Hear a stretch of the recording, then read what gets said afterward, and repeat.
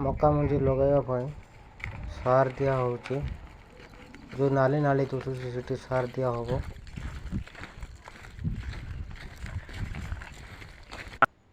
ଆଉ ମା ମାନେ ସେଠି ମକା ମଞ୍ଜି ଛାଡ଼ୁଛନ୍ତି। ଯେଉଁ ନାଲି ଅଛି ସେଇଠି ଏପଟେ ଅଛନ୍ତି ବାକି ମା ଭଉଣୀ ମାନେ, ତାଙ୍କେ ମାନେ ଯେଉଁ ମକା ଲଗା ହେଇଛି ତାଙ୍କେ ଢାଙ୍କୁଛନ୍ତି। ବହୁତ କରା ହେଲାଣି, ସମସ୍ତେ ମୁଣ୍ଡରେ ଗାମୁଛା ଗୋଡ଼େଇକିନା ଢାଙ୍କୁଛନ୍ତି। ଏପଟେ ଦେଖନ୍ତୁ ସମସ୍ତେ ଲାଗି ପଡ଼ିଛନ୍ତି କାମରେ। ଟ୍ରାକ୍ଟରରେ ନାଳ ଦେଖା ହେଉଛି।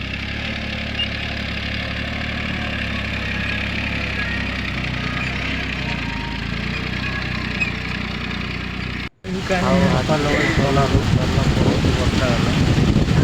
ସମସ୍ତ ସହିତ ବହୁତ ବହୁତ ଧନ୍ୟବାଦ।